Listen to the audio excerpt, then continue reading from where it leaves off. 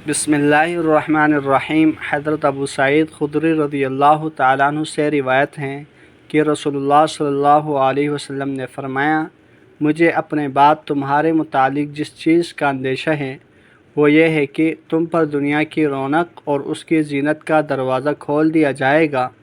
एक आदमी ने अर्ज़ किया, अल्लाह के रसूल, क्या खैर बुराई को साथ लाएगी? आप सल्लल्लाहु अलैहि वसल्लम खामोश रहे, हत्ता कि हमने गुमान किया कि आप सल्लल्लाहु अलैहि वसल्लम पर वही उतारी जा रही है। रावी बयान करते हैं, फिर आप सल्लल्लाहु अलैहि वसल्लम ने अपने चेहरे मुबारक से पसीना साफ़ किया और फरमाया, वो साइल कहाँ हैं? गोया कि आप सल्लल्लाहु अलैहि वसल्लम ने उसकी तारीफ़ की। आप सल्लल्लाहु अलैहि वसल्लम ने फरमाया, खैर शर को साथ नहीं लाएगी। बेशक मौसम रबीع जो चारा उगाता है उससे वो बाज़ चारा जानवर को मार डालता है, उबारा कर देता है या हलाकत के करीब कर देता है।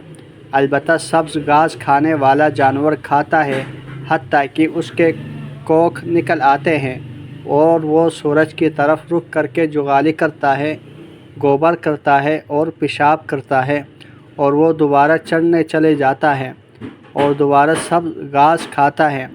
ये माल सरसब्ज़ व शादाब शीरी हैं।